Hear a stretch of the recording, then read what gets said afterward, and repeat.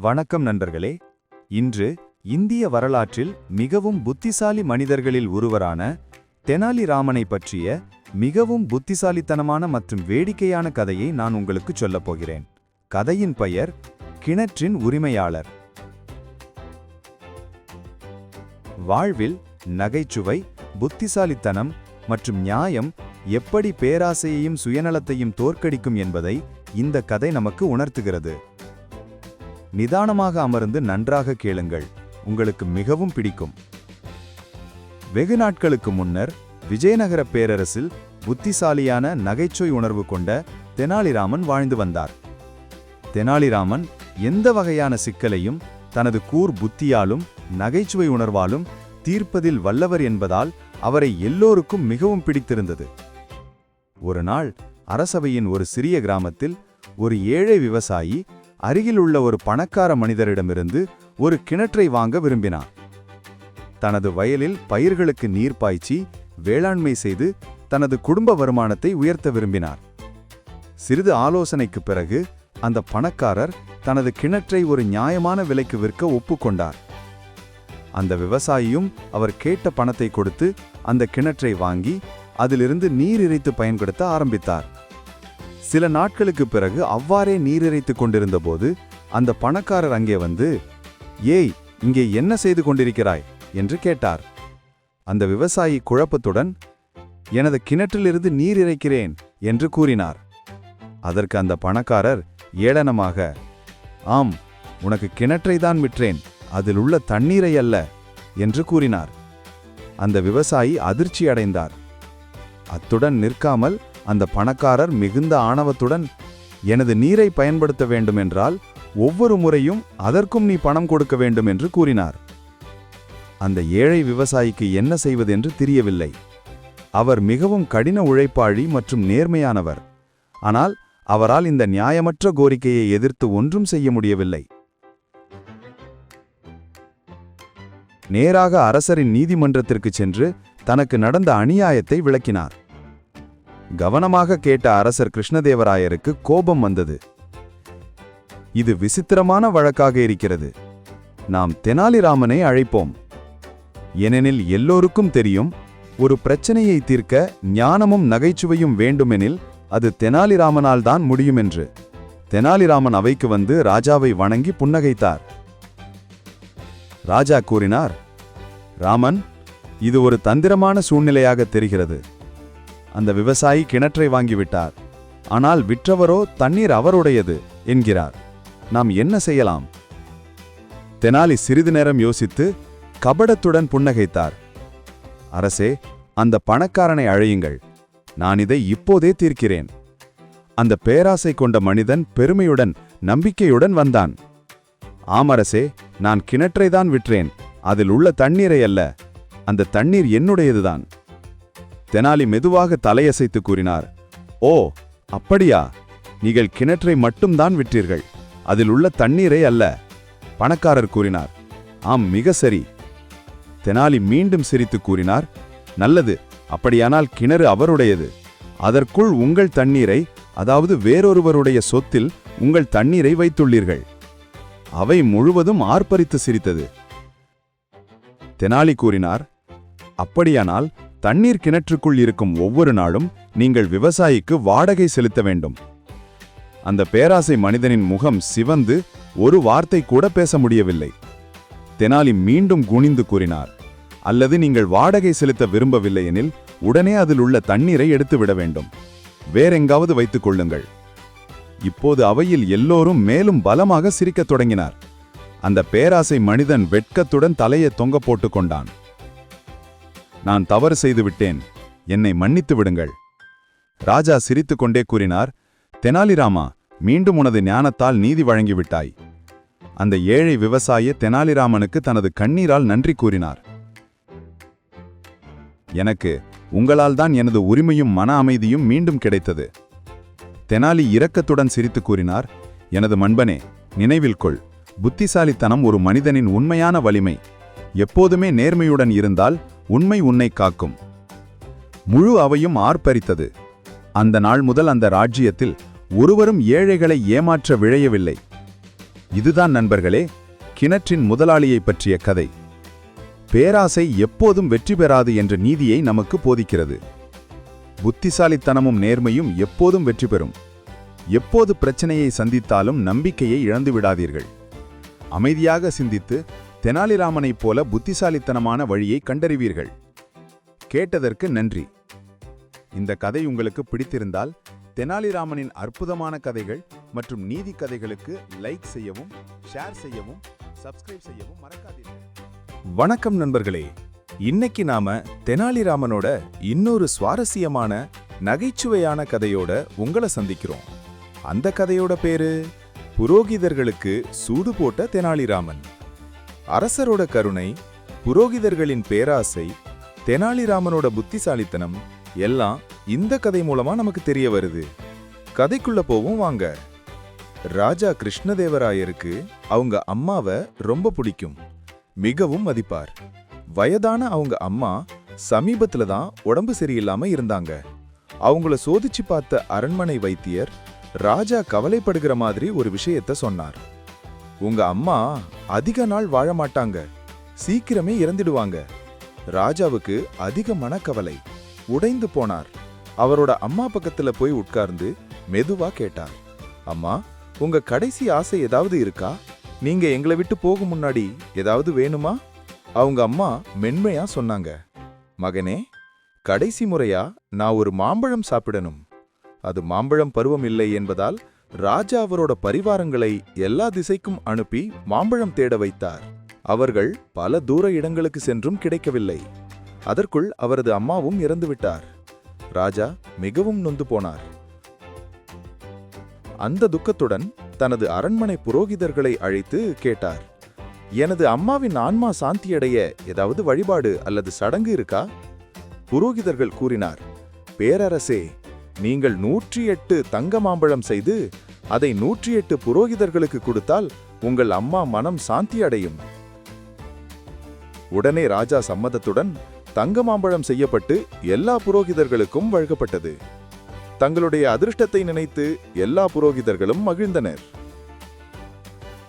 இதை கேள்விப்பட்ட தெனாலிராமன் அந்த புரோகிதர்களின் பேராசையை நினைத்து வருத்தப்பட்டார். அவர் ஆச்சரியமாக இப்படி நினைத்து கொண்டார், அவர்கள் நிஜமாகவே ராஜா மாதாவுக்காக வருந்தினார்களா அல்லது அவர்களுடைய பை நிரப்புவதை பற்றி மட்டும் யோசித்தார்களா? அவர்களுக்கு ஒரு பாடம் கற்பிக்க நினைத்தார். அவர்களை தனது அம்மாவின் நினைவு நாளுக்கு வீட்டுக்கு அழைத்தார். நான் உங்களுக்கு எல்லாம் ஏதாவது சிறப்பா கொடுக்க விரும்புகிறேன். புரோகிதர்களும் மிகவும் மகிழ்ந்து ஆர்வமாக வந்தனர். வந்தவுடன் அவர்களை எல்லாம் ஒரு அறையில் அடைத்து பழுக்க காய்ச்சிய இரும்பு கம்பிகளை ஒரு திரையின் பின்னே வைத்தார். அவர் ஏதோ சடங்கு செய்வதாக நினைத்துக் கொண்டனர். அவர் ஏதோ நகைச்சுவையான சோதனை செய்வதே அறியாமல். பின்னர் நாடகம் போல கூறினார், அம்மா, உங்கள் ஆன்மாவுக்கு உங்கள் அரவணைப்பு அனுப்புகிறேன் என்று. அதிகரிக்கும் வெப்பத்தைக் கண்டு பயம் மற்றும் குழப்பத்துடன் அரண்மனையை நோக்கி ஓடினர். பின்னர் ராஜாவை சந்தித்து புகார் கூறினார். ராஜாவுக்கு அதிர்ச்சியாக இருந்தது. உடனே தெனாலிராமனை கூட்டி வர கட்டளையிட்டார். அவர் வந்தவுடன் அவரிடம் விரைப்பாக, ராமன், ஏன் இப்படி நடந்து கொண்டாய் புரோகிதர்களிடம் என்று கேட்டார். தெனாலி குனிந்து அவரை வணங்கி அமைதியாக கூறினார், பேரரசே, உங்களுடைய அம்மா இறக்கும்போது 108 தங்க மாம்பழம் செய்து அதை 108 புரோகிதர்களுக்கு கொடுத்தால் உங்கள் அம்மா மனம் சாந்தியடையும் இந்த புரோகிதர்கள் கூறினார். என்னுடைய அம்மா இறக்கும்போது மருத்துவர் அவருக்கு வெப்ப சிகிச்சை உதவும் என்று கூறினார். ஆனால் அப்போது என்னால் பொறுக்க முடியாமல் என்னுடைய அம்மா இறந்து போனாள். அதனால் இந்த வெப்ப சிகிச்சையை இந்த புரோகிதர்களுக்கு கொடுத்தால் எனது அம்மா ஆன்மா சாந்தியடையும் என்று இந்த புரோகிதர்கள் கூறினார். ராஜா சிறிது நேரம் திகைத்து பின்னர் புரிந்தவராக வாய்விட்டு சிரித்தார். ராஜா இறுதியாக தெனாலிராமனுடைய புத்திசாலித்தனத்தை உணர்ந்து புரோகிதர்களின் பேராசையின் பின்னர் எந்த ஆன்மீக நோக்கமும் இல்லை என்பதை அறிந்தார். சிரித்துக்கொண்டே ராஜா கூறினார், தெனாலிராமா, மீண்டும் ஒரு முறை உனது வேடிக்கையான செயலால் என்னுடைய கண்ணை திறந்து விட்டாய். இது எல்லாருக்கும் ஒரு பாடமாக இருக்கட்டும். சடங்குகள் சிரத்தையால் வர வேண்டுமே தவிர பேராசையால் அல்ல. தர்மசங்கடமான புரோகிதர்கள் தங்களுடைய தவறை உணர்ந்து வெட்கத்தால் தலைகுனிந்தனர். ராஜா அவர்களை மன்னித்து இனிமேலாவது தன்னடக்கம் மற்றும் உண்மையுடன் இருக்க பணித்தார். பேராசையும் சுயநலமும் நேர்மை மற்றும் பக்தியை குறைத்துவிடும். உண்மையான சடங்கு முறைகள் நம்பிக்கைகள் இரக்கத்துடனும் நேர்மையாகவும் நடக்க வேண்டும். தெனாலிராமன் போன்ற புத்திசாலிகளால் தான் நமக்கு நகைச்சுவையாக நல்லறிவை புகட்ட முடியும்.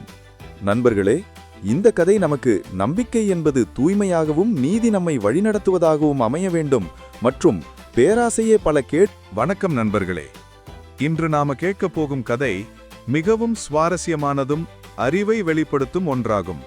அதுதான் தெனாலிராமன் மற்றும் ராஜகுருவின் நட்பு. இது அறிவும் உண்மையான நட்பும் பற்றி சொல்லும் ஒரு அருமையான கதை. வாங்க நண்பர்களே, கதைக்குள் நுழைவோம். பழமையான விஜயநகர சாம்ராஜ்யம். அங்கு அரசராக இருந்தவர் மன்னர் கிருஷ்ணதேவராயர். அவரின் அரண்மனையில் அறிவும் நகைச்சுவையும் கலந்து அரசியலை செழிக்கச் செய்தவர் தெனாலிராமன். ஆனால் அந்த அரண்மனையில் இன்னொருவரும் இருந்தார். அவர் ராஜகுரு, மன்னரின் ஆன்மீக ஆலோசகர். ராஜகுரு ஒரு பாண்டித்யமானவர், ஆனால் சில சமயங்களில் கொஞ்சம் பெருமையும் காட்டுவார். தெனாலிராமனின் அறிவும் நகைச்சுவையும் மன்னரை கவர்ந்ததால் ராஜகுருவுக்கு சிறிது பொறாமை ஏற்பட்டது. ஒரு நாள் மன்னர் ஒரு சிறப்பு விருந்தினரை அழைத்திருந்தார். அவரிடம் சொன்னார், நாளை அரண்மனையில் அறிவு போட்டி நடைபெறும். அதில் யார் வெற்றி பெற்றாரோ அவருக்கே அரசரின் ஆசிர்வாதமும் பரிசும் கிடைக்கும். இதை கேட்ட ராஜகுருவும் தெனாலிராமனும் போட்டியில் பங்கேற்க ஒப்புக்கொண்டனர். அடுத்த நாள் அனைவரும் கூடியிருந்தனர். மன்னர் மேடையில் அமர்ந்திருந்தார். முதலில் ராஜகுருவை அழைத்தார். ராஜகுரு தன் வேதங்களின் அறிவை வெளிப்படுத்தினார். அவரது சொற்பொழிவு நீண்டது. அனைவரும் கைதட்டினார். மன்னரும் பாராட்டினார். பின்னர் தெனாலிராமன் மேடைக்கு வந்தார். அவர் சிரித்தபடி கூறினார், மன்னா, நான் பெரிய பண்டிதன் அல்ல. ஆனால் அறிவை வாழ்க்கையில் எப்படி பயன்படுத்த வேண்டும் என்பதற்கே நான் நம்பிக்கை வைக்கிறேன். அவர் சொன்னார், மதம் அறிவை கற்பிக்கும், ஆனால் அறிவு அதை செயலாக்கும்.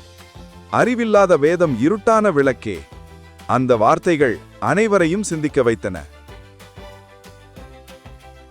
மன்னர் சிரித்தபடி கேட்டார், ராமா, நீயும் ராஜகுருவும் ஒரே இடத்தில் இருக்கிறீர்கள். எப்படி நீங்கள் இருவரும் ஒருவரை ஒருவர் மதிக்கிறீர்கள்? தெனாலிராமன் அமைதியாக சிரித்தார். மன்னா, நாம் இருவரும் ஒரே தோட்டத்தில் இருக்கும் இரண்டு மலர்கள். ஒருவர் வாசம் தருகிறார், மற்றவர் கண்ணுக்கு அழகு தருகிறார். அந்த மலர்களை ஒப்பிடுவது தவறு. இருவரும் சேர்ந்துதான் அழகான தோட்டம் உருவாகிறது. ராஜா தெனாலியை அணைத்தார்.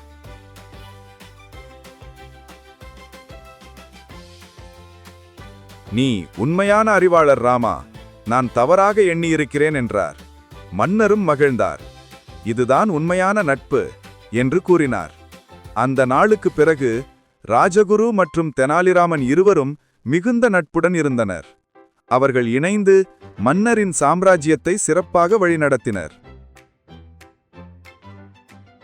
மன்னர் பெருமையுடன் கூறினார், ஒரு நல்ல அறிவாளி ராஜ்யத்துக்கு வலிமை, ஒரு நல்ல நண்பன் ராஜ்யத்துக்கு நிலைத்தன்மை. அந்த நாள் முதல் தெனாலிராமனும் ராஜகுருவும் ஒருவருக்கொருவர் மரியாதையும் நம்பிக்கையும் கொண்டனர். அவர்களின் நட்பு அரண்மனையில் எல்லோருக்கும் ஒரு உதாரணமாக இருந்தது. அறிவும் நட்பும் சேரும்போதுதான் உண்மையான வலிமை கிடைக்கும். பெருமை விலகும் இடத்தில்தான் உண்மையான நட்பு மலர்கிறது. நண்பர்களே, இன்றைய கதையிலிருந்து நாம் கற்றது, அறிவு மட்டும் போதாது, தாழ்மையும் நட்பும் தேவை. நீங்கள் எத்தனை பெரியவராக இருந்தாலும் மனதின் சிறிய நன்மைதான் உங்களை உண்மையில் பெரியவராக ஆக்கும். அடுத்த முறை இன்னும் ஒரு சுவாரஸ்யமான தெனாலிராமன் கதையுடன் சந்திப்போம். அதுவரை சிந்தியுங்கள், சிரியுங்கள், நன்மை செய்யுங்கள். மந்திரவாதியின் வெற்றியின் கதை.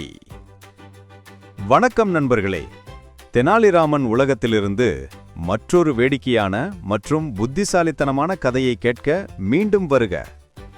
இன்றைய கதை ஒரு உற்சாகமான ஒன்று.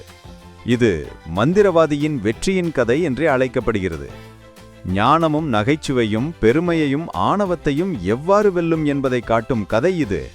எனவே இந்த அற்புதமான கதையில் நாம் மூழ்கும்போது உட்கார்ந்து அனுபவிக்கவும். ஒரு காலத்தில் வலிமையான விஜயநகர ஈராட்சியத்தில் ஒரு புத்திசாலி மன்னர் ஆட்சி செய்தார். மன்னர் கிருஷ்ணதேவராயர். ஆனால் புத்திசாலியான மன்னர் கூட சில சமயங்களில் புத்திசாலியான ஒருவரை சந்திக்கிறார். அந்த ஒருவர் தெனாலிராமன். யாரையும், ஒரு மந்திரவாதியையும் கூட முறியடிக்கக்கூடிய மனிதர். மன்னரின் மேன்மையை பற்றிய கதைகளை தெனாலிராமன் கேள்விப்பட்டிருந்தார். இந்த ஆட்சியாளரை நானே சந்திக்க வேண்டும் என்று அவர் முடிவு செய்தார். ஒவ்வொரு காலையிலும் அவர் அரண்மனை வாயிலுக்கு அருகில் காத்திருந்தார், ராஜாவை சந்திக்க வேண்டும் என்ற நம்பிக்கையில். நாட்கள் கடந்து சென்றன. அதிர்ஷ்டம் இல்லை. ஆனால் தெனாலி எளிதில் விட்டுக் கொடுக்கும் வகையாக இருக்கவில்லை. ஒரு நாள் பரபரப்பான சந்தையின் வழியாக நடந்து செல்லும்போது ஒரு கூட்டம், ஆஹா, வியப்பூட்டும்படியாக உள்ளது, நம்ப முடியாததாக இருக்கிறது என்று ஆர்ப்பரித்தது. ஒரு மந்திரவாதி திகைப்பூட்டும் தந்திரங்களை செய்து கொண்டிருந்தார். நாணயங்கள் மறைந்தன, பூக்கள் தோன்றின, நெருப்பு தண்ணீராக மாறியது. மக்கள் பேரதிர்ச்சியில் மூழ்கினர். விரைவில் மந்திரவாதியின் புகழ் அரண்மனையை அடைந்தது. மன்னர் கிருஷ்ணதேவராயர் மந்திரவாதியை நிகழ்ச்சிக்கு அழைத்தார். பிரம்மாண்டமான அரச மண்டபத்தில் பிரகாசிக்கும் தங்கத் தூண்களுடன் மந்திரவாதி கூடினார். மாட்சிமை பொருந்தியவரே, என் ரகசிய கலையை பாருங்கள். அவன் கையை நீட்டினான். மெல்லிய காற்றிலிருந்து உணவுத் தட்டுகள் தோன்றின. நீதிமன்றத்தின் மூச்சு திணறியது. மன்னர் சிரித்தார். நீங்கள் உண்மையிலே திறமையானவர். உங்களுக்கு 1000 தங்க நாணயங்களை பரிசாக தருகிறேன் என்று கூறினார். நீதிமன்றம் கைதட்டியது. ஆனால் திடீரென்று ஒரு அமைதியான குரல் பேசியது. அது தெனாலிராமன். மன்னரே, நீங்கள் என்னை அனுமதித்தால் இதைவிட பெரிய தந்திரத்தை என்னால் செய்ய முடியும் என்று கூறினார். மன்னர் புன்னகைத்தார் ஆர்வத்துடன். ஆகட்டும், ஒரு நட்பு கோட்டை நடக்கட்டும். மந்திரவாதி புன்னகைத்தார். நீங்களா? என்னுடன் போட்டியா? பரவாயில்லை, நீங்கள் எதை செய்தாலும் அதை சிறப்பாக செய்வேன். கூட்டம் முன்னோக்கி சாய்ந்தது. காற்று பதட்டத்தால் நிரம்பியது. தெனாலி தலை வணங்கினார். பரவாயில்லை, நீங்கள் பல தந்திரங்களை காட்டியுள்ளீர்கள். நான் ஒன்று மட்டுமே செய்வேன், அதுவும் கண்களை மூடிக்கொண்டு. அதே வித்தையை உங்கள் கண்களை திறந்து செய்ய முடிந்தால் நீங்கள் வெற்றி பெறுவீர்கள். மந்திரவாதி பெருமையுடன் பெருமூச்சு விட்டார். சுலபம். தெனாலி புன்னகைத்தார். அவர் அரசரிடம் சென்று ஒரு கைப்பிடி மணலை எடுத்து கண்களை மூடிக்கொண்டு அதை தனது கண்களின் மேலும் முகத்திலும் கொட்டினார். நீதிமன்றம் சிரிப்பால் வெடித்தது. அரசனால் கூட சிரிப்பதை நிறுத்த முடியவில்லை. தெனாலி அமைதியாக மந்திரவாதியிடம் திரும்பி, இப்போது உங்கள் முறை, ஆனால் நினைவில் வைத்துக் கொள்ளுங்கள், கண்கள் திறந்திருக்கும் என்றார். மந்திரவாதி உறைந்து போனார். தனது கண்களில் மணல் பறப்பதை அவர் கற்பனை செய்து கொண்டு அமைதியாக பின்வாங்கினார். அவர் வெட்கப்பட்டு வணங்கினார். நான் தோல்வியை ஒப்புக்கொள்கிறேன் மன்னரே. மன்னர் பெருமிதத்துடன் சிரித்தார். தெனாலிராமன், எந்த மந்திரத்தை விட உங்கள் புத்திசாலித்தனம் பிரகாசிக்கிறது. நீங்கள் விருதுக்கு தகுதியானவர் என்று கூறினார். ஆனால் தெனாலி கைகளை நீட்டினார். மாட்சிமை பொருந்தியவரே, நான் அவருக்கு ஒரு பாடம் கற்பிக்கத்தான் விரும்பினேன். திறமை என்பது ஒரு பரிசு, ஆனால் ஆணவம் அதை பயனற்றதாக மாற்றிவிடும். தயவு செய்து அவருக்கே விருதை வழங்குங்கள் என்று கூறினார். நீதிமன்றம் அமைதியாக இருந்தது. மந்திரவாதி கூட ஆச்சரியப்பட்டார். தெனாலியின் மனத்தாழ்மையால் ஈர்க்கப்பட்ட மன்னர் கிருஷ்ணதேவராயர், நீங்கள் புத்திசாலி மட்டுமல்ல, உன்னதமானவரும் கூட. இன்றுதான் நீங்கள் என்னுடைய அரச கவிஞர் மற்றும் ஆலோசகர் என்று கூறினார். அன்றிலிருந்து தெனாலிராமனின் சிரிப்பு, புத்திசாலித்தனம் மற்றும் ஞானம் விஜயநகரின் அரங்குகளை நிரப்பின. கதையின் நீதி. உண்மையான ஞானம் என்பது அதிகாரத்தை பற்றியதல்ல, அது பணிவை பற்றியது. பெருமை 1 மணி நேரம் பிரகாசிக்கலாம், ஆனால் கருணை என்றுமை பிரகாசிக்கும். நீங்கள் மந்திரவாதியாக இருந்திருந்தால் என்ன செய்திருப்பீர்கள்? கீழே உங்கள் கருத்தை பதிவு செய்யவும். தெனாலிராமன் மற்றும் பறவை விற்பனையாளர். வணக்கம் நண்பர்களே.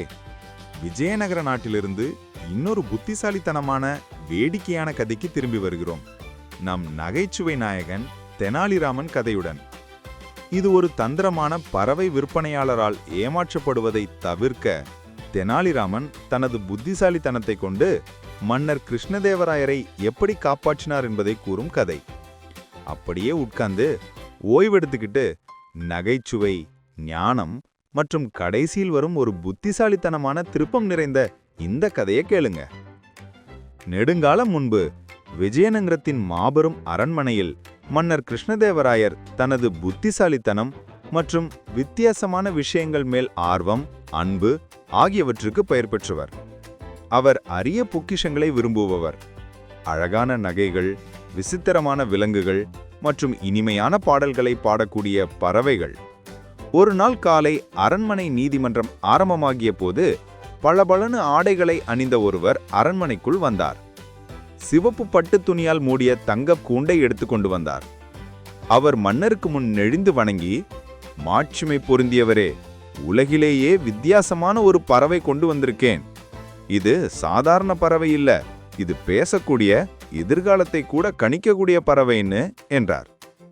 கூட்டம் முழுக்க ஆச்சரியத்தில் மூச்சு திணறி நின்றது. எதிர்காலத்தை சொல்லக்கூடிய பறவைன்னு கேட்டதும் மன்னரும் ஆர்வமான் முன்னேறினார். உண்மையா? இந்த பறவை பேசுமா? இன்னும் வரப்போகிறதை சொல்லுமா என்று கேட்டார் மன்னர். விற்பனையாளர் உற்சாகமா தலையசைத்தார். ஆம் மன்னரே, இது அரிய மைனா. மனித பேச்சை புரிஞ்சு ஞானத்துடன் பதிலளிக்கிறது. ஆனால் இப்படி ஒரு அற்புத பறவைக்கு சிறிய விலை கேட்க முடியாது என்றார். மன்னர் புருவத்தை உயர்த்தினார். அப்படின்னா உன் விலை என்ன என்றார். அவர் சற்றே சிந்தித்தது போல நடித்து, இப்படி ஒரு அரிய உயிரினத்திற்கு 10,000 தங்க நாணயங்கள் தான் கேட்கிறேன் என்றார். அரண்மனை முழுக்க ஓசை கிளம்பியது. மன்னர் தயங்கினார். அப்போ அமைதியா இதையெல்லாம் கவனித்துக் கொண்டிருந்த தெனாலிராமன் மெதுவா புன்னகைத்தார். அவர் இது போன்ற தந்திரங்களை நிறைய பார்த்தவர். இந்த மனிதனின் பேச்சு அவருக்கு உண்மை போல தெரியவில்லை. மன்னர் திரும்பி, ராமா, நீ என்ன நினைக்கிற என்று கேட்டார். தெனாலி பணிவுடன் வணங்கி, மன்னரே, எதிர்காலத்தை கணிக்கக்கூடிய பறவைன்னு சொன்னா சுவாரஸ்யம்தான். ஆனா 10,000 தங்கம் கொடுக்கும் முன் ஒரு சின்ன சோதனை பண்ணலாமே என்றார். விற்பனையாளர் முகம் சற்று மாறியது. சோதனையா? இந்த பறவை வெட்கப்படுறது தன்னுடைய எஜமானரையே நம்பும்போதுதான் பேசும் என்றார். தெனாலி சிரித்தார். அப்படியா? ஆனா இது எதிர்காலத்தை கணிக்கும்னா இன்று விற்கப்படுமா இல்லையா என்பதை கண்டிப்பா தெரியும் இல்ல என்றார். அரண்மனை சிரிப்பில் வெடித்தது. மன்னரும் சிரித்தார். சரியா சொல்றே ராமா, உன் பறவையிடம் கேளு, என்ன நடக்கப் போகுது என்றார். விற்பனையாளர் திணறினார். கூண்டை நோக்கி, ஓ புத்திசாலி பறவையே, மன்னர் என்று உன்னை வாங்குவாரா என்றார். பறவை அமைதியாக தலையசைத்தது. தெனாலி ஆர்வமா பார்த்தது போல நடித்தார். சுவாரஸ்யமா இருக்கு. ஒருவேளை இது உண்மையா இருக்கலாம். பிறகு அவர் சிரித்துக்கொண்டு, மன்னரே, இது உண்மையா எதிர்காலத்தை கணிக்கிறதுனா இது எவ்வளவு நாளா வாழும் என்பதையும் சொல்லிடுமில்ல என்றார். விற்பனையாளர் நடுங்க ஆரம்பித்தார். மன்னரே, இப்படி கடினமான கேள்விகளுக்கு பறவை பதில் சொல்லாது. தெனாலி சிரித்தார். அப்படியானா சின்ன கேள்வி கேட்கிறேன். இது நாளைக்குள்ள உயிரோடு இருக்குமா? விற்பனையாளர் பதற்றமடைந்தார். இல்லை, இப்ப பறவையை கலக்க வேண்டாம், இன்னும் சாப்பிடவே இல்லை என்றார்.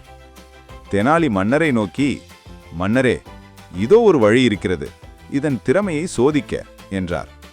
மன்னர் தலையசைத்தார். சொல் தெனாலிராமா. தெனாலி காவலர்களிடம், இந்த பறவையை ஒரு தனி அறையில் பாதுகாப்பாக வையுங்கள். நாளை காலை இது உயிரோடு இருந்தா இதன் கணிப்பு சரி என்று நம்பலாம். இல்லையென்றால் இது ஒரு மோசடி என்றார். விற்பனையாளர் பயத்தில் கத்தினார். இல்லை இல்லை, அப்படி செய்யாதீங்க. ஆனா காவலர்கள் கூண்டை எடுத்துச் சென்று விட்டனர். அடுத்த நாள் காலை மன்னரும் தெனாலியும் கூண்டை திறந்து பார்த்தபோது பறவை இறந்துவிட்டது. மன்னர் அதிர்ச்சியடைந்தார். இறந்துவிட்டது? தெனாலி அமைதியாக புன்னகைத்தார். ஆம் மன்னரே, நாம பறவையை கண்டுபிடிப்போம்னு அவன் பயந்துட்டான். அதனால நேத்து ராத்திரில தப்பிக்கும் முன் அதை விஷம் கொடுத்து என்றார். மன்னர் ஆச்சரியமடைந்தார். அப்படியா? அவன் நம்மை ஏமாத்திட்டானா? தெனாலி தலையசைத்தார். ஆம் மன்னரே, பறவையில விசேஷம்னு ஒன்றுமில்ல, மனிதனின் பொய்யான கதையால தான் நம்மை நம்ப வைத்தான். மன்னர் சிரித்தார். மீண்டும் ஒரு முறை ராமா, நீங்க என்னை ஏமாற்றப்படாம காப்பாத்திட்டீங்க. தெனாலி வணங்கி, மன்னரே, எல்லாம் பளபளக்கிறது தங்கமில்லை. அரண்மனை முழுக்க சிரிப்பில் கலந்தது. மன்னர் தெனாலிராமனுக்கு ஒரு பை தங்க நாணயங்களை பரிசாக அளித்தார். அந்த நாளில் கதையோ புத்திசாலித்தனம் தோற்றத்திற்கு அப்பாற்பட்டதுன்னு அனைவருக்கும் நினைவூட்டியது. திருடர்களின் கும்பல். வணக்கம் நண்பர்களே. இன்று புத்திசாலித்தனம், ஞானம், வேடிக்கை மற்றும் நகைச்சுவை நிறைந்த தெனாலிராமனின் மற்றொரு கதையை நாம் கேட்கப் போகிறோம். ஆரம்பிப்போம். ஒரு காலத்தில் பரபரப்பான நகரமான விஜயநகரத்தில் புத்திசாலித்தனமான மற்றும் இரகசியமான திருடர்களின் கும்பல் ஒன்று வசித்து வந்தது. மன்னர் கிருஷ்ணதேவராயரின் கோவிலிலிருந்து விலைமதிப்பற்ற நகைகளை திருட அவர்கள் ஒரு திட்டத்தை, மிகவும் தைரியமான திட்டத்தை வைத்திருந்தனர். இப்போது இந்த செய்தி மன்னருக்கு சென்றது. அவர் தனது பெரிய நீதிமன்றத்தில் உட்கார்ந்து அன்றைய விஷயங்களை பற்றி யோசித்துக் கொண்டிருந்தார். ஒரு தூதர் விரைந்து வந்து கூறினார், மன்னரே, ஒரு கொள்ளை கும்பல் கோவிலிலிருந்து நகைகளை திருட திட்டமிட்டுள்ளது. மன்னர் அதிர்ச்சியடைந்தார். அவர் உரத்த குரலில் கேட்டார், யார் இந்த திருடர்கள்? அவர்களை உடனே என்னிடம் கொண்டு வாருங்கள் என்று கூறினார். ஆனால் புத்திசாலித்தனமான ஆலோசகரான தெனாலிராமன் ஏற்கனவே ஒரு திட்டத்தை யோசித்திருந்தார். அரசரிடம் பேசிய அவர், கவலை வேண்டாம் மன்னரே, இதை நான் கையாள்கிறேன் என்று புத்திசாலித்தனமாகச் சொன்னார். பின்னர் அவர் காவலர்களிடம் திரும்பி, எனது அறிவுறுத்தல்களை கவனமாக பின்பற்றுங்கள் என்று கிசுகிசுத்தார். அன்று மாலை தெனாலிராமன் நம்பிக்கையோடு நீதிமன்றத்திற்குள் நுழைந்து சத்தமாக அறிவித்தார், இன்று மிகவும் விசேஷமான நாள், நாம் அதை மிகவும் அசாதாரணமான முறையில் கொண்டாடுவோம் என்றார். அருகில் ஒளிந்து கொண்டு கவனமாக கேட்டுக்கொண்டிருந்த திருடர்கள் குழப்பமடைந்தனர். என்ன இது? அவர்கள் ஏதாவது திட்டமிடுகிறார்களா? தெனாலிராமன் காவலர்களை அழைத்து, எல்லா திருடர்களையும் அமைதியாக என்னிடம் கொண்டு வாருங்கள், ஆனால் அவர்கள் யாரொருவரையும் பார்க்க விடாதீர்கள். கொள்ளையர்கள் அனைவரும் கூடியிருந்த பொழுது தெனாலிராமன் புன்னகைத்து, நீங்கள் ஏன் இங்கே இருக்கிறீர்கள் எனக்கு தெரியும். உங்களுக்கு ராஜாவின் நகைகள் வேண்டும் இல்லையா? திருடர்கள் ஆச்சரியத்தில் மூழ்கினர். அவருக்கு எப்படி தெரியும்? பின்னர் தெனாலிராமன் தொடர்ந்தார், ஆனால் எனக்கு வேறொரு யோசனை வருகிறது. திருடுவதற்கு பதிலாக இந்த சிறப்பு நாளை கொண்டாட ராஜருக்கு நீங்கள் ஏன் உதவக்கூடாது? அவர் உங்களைப் போன்ற புத்திசாலிகளை நேசிக்கிறார். திருடர்கள் ஒருவரை ஒருவர் பார்த்து கொண்டனர். கொண்டாடலாமா? அரசருடனா என்று அவர்கள் கிசுகிசுத்தனர். தெனாலிராமன் கைத்தட்டினார். ஆமாம், புத்திசாலிகளுக்கு இன்று ஒரு சிறப்பு சவால் உள்ளது. நீங்கள் அதை தீர்த்தால் ராஜா உங்களுக்கு தங்கத்தையும் மரியாதையும் பரிசாக வழங்குவார். ஆனால் திருட முயற்சிப்பால் நீங்கள் பிடிபடுவீர்கள் என்றார். திருடர்கள் ஆர்வமாக இருந்தனர். புத்திசாலியான யோசனை இல்லையா? வேற மேல பிடிபடுறதுக்கு பதிலா இதை முயற்சி செய்யலாம் என்று எண்ணினர். தெனாலிராமன் அவர்களுக்கு தீர்க்கமான ஒரு புதிரை கொடுத்தார்.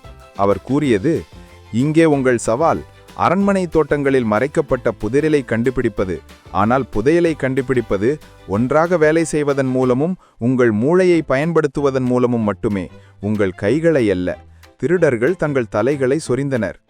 அவர்கள் வாதிட முயன்றாலும் தெனாலிராமன் ஏற்கனவே எல்லா அசைவுகளையும் முன்னறிந்திருந்தார். மெதுவாக அவர்கள் ஒன்றாக வேலை செய்யத் தொடங்கினர். புதிர்களை தீர்த்தனர், தடைகளை பின்பற்றினர். வழியில் தெனாலிராமனின் புத்திசாலித்தன தந்திரங்களை பார்த்து சிரித்தனர். இறுதியில் திருடர்கள் இறுதி தடையை அடைந்தனர். தெனாலிராமன் அவர்களுக்காக காத்திருந்து புன்னகைத்தார். நல்லா பண்ணிருக்கீங்க, நீங்கள் சிறந்த புத்திசாலித்தனமும் குழுப்பணியும் காட்டியுள்ளீர்கள். இனிமேல் உங்கள் புத்திசாலித்தனத்தை நன்மைக்காக பயன்படுத்துங்கள், திருடுவதற்காக அல்ல. திருடர்கள் ஆச்சரியமடைந்தனர். இனி ஒருபோதும் திருடமாட்டேன் என்று அவர்கள் உறுதியளித்தனர். அரசர் தனது பால்கனியிலிருந்து பார்த்து கொண்டே மகிழ்ச்சியாக கைத்தட்டினார். எனவே தெனாலிராமனின் ஞானம், நகைச்சுவை மற்றும் புத்திசாலித்தன சிந்தனையால் விஜயநகரம் மீண்டும் ஒரு முறை பாதுகாப்பாக இருந்தது. நண்பர்களே, புத்திசாலித்தன சிந்தனையும் கொஞ்சம் நகைச்சுவையும் தான் அந்த நாளை காப்பாற்ற முடியும். கவலைப்படாதீர்கள், இன்னும் அதிக தந்திரங்கள், சிரிப்பு மற்றும் வேடிக்கையுடன் மற்றொரு உற்சாகமான தெனாலிராமன் கதை விரைவில் வரும். கேட்டதற்கு நன்றி நண்பா. மற்றொரு சுவாரஸ்யமான சாகசத்துடன் சந்திப்போம். புத்திசாலி தெனாலிராமன் எப்படி யானையின் எடையை கண்டுபிடித்தார்? வணக்கம் நண்பர்களே. இன்று நாம் இன்னொரு சிரிப்பும் அறிவும் நிறைந்த தெனாலிராமன் கதையை கேட்கப் போகிறோம். வாங்க கதையை தொடங்கலாம். ஒரு நாள் விஜயநகர மன்னர் கிருஷ்ணதேவராயர் அரண்மனையில் அமர்ந்திருந்தார். அவர் ஆர்வமுடன் அரசவையினரிடம் கேட்டார், யாராவது தராசை இல்லாமல் ஒரு யானையின் எடையை கூற முடியுமா என்று கேட்டார். அமைச்சர்கள் எல்லாரும் அதிர்ச்சி அடைந்தனர். ஒரு அமைச்சர் சொன்னார், மன்னா, யானையின் எடையை எப்படி கணிக்க முடியும்? இன்னொருவர், ஆம், எவ்வாறு கூற முடியும்? பெரிய யானையின் எடை யாரும் சொல்ல முடியாது என்றார். அரசவையில் அமைதி நிலவியது.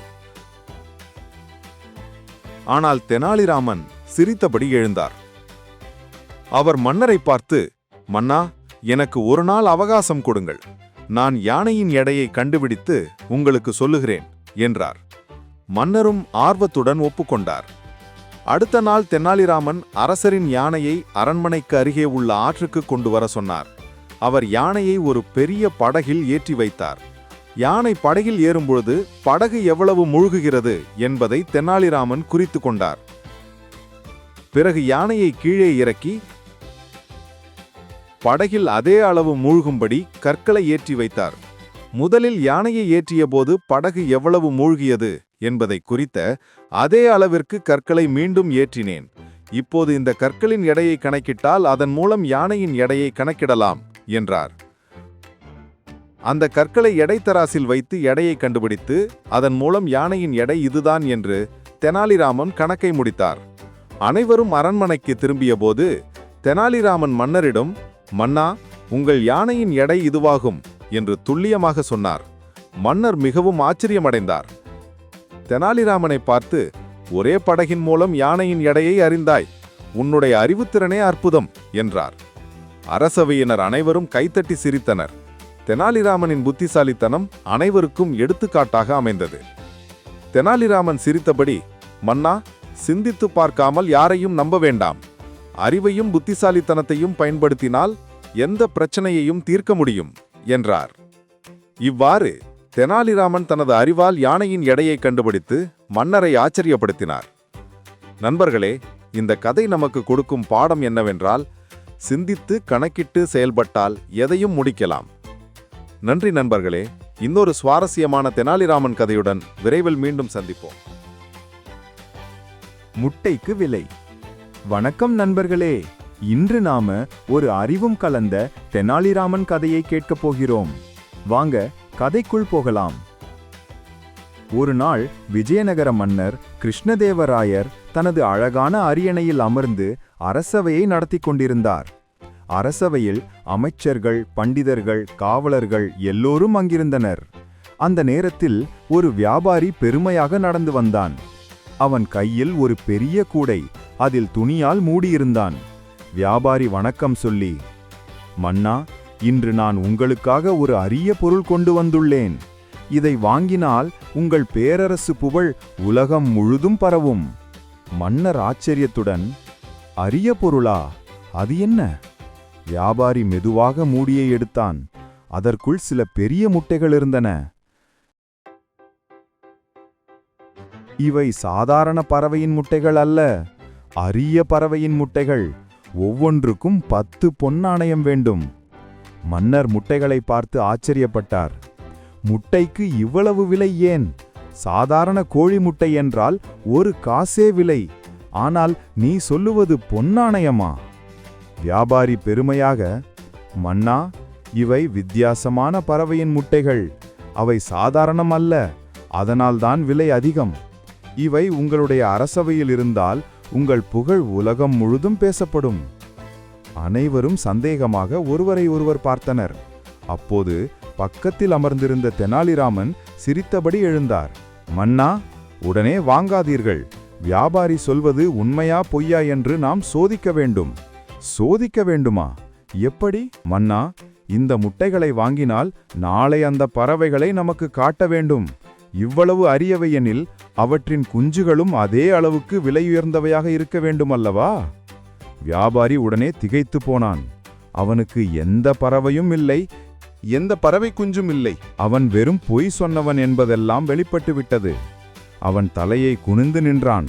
மன்னர் சிரித்தபடி, அரசவையில் இப்படி பொய்களால் நம்மை ஏமாற்ற நினைப்பவர்களுக்கு இடமில்லை.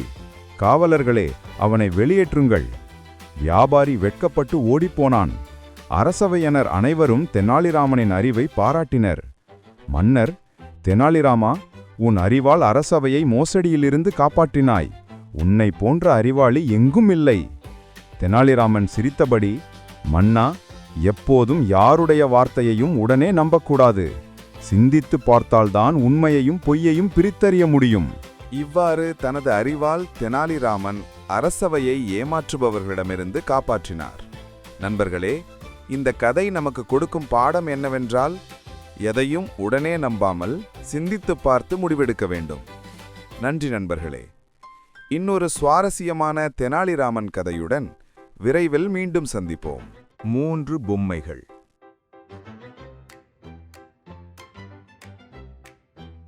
என் இனிய நண்பர்களே, எங்கள் அலைவரிசையில் மறுபடியும் உங்களை வரவழைப்பதில் மகிழ்ச்சி கொள்கிறேன். இன்று நான் உங்களுக்கு கிருஷ்ணதேவராயரின் சிறந்த நீதிக்கு கதைகளில் ஒரு கருத்தை கவரும் ஒரு கதையை உங்களிடம் பகிர்கிறேன்.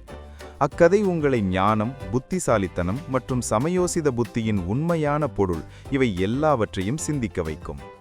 இக்கதை என்னவெனில், 3 பொம்மைகள் தோற்றத்தில் ஒரே வகையாக இருந்தன. ஆனால் இவைகளில் ஒரு ரகசியம் பொதிந்து உள்ளது.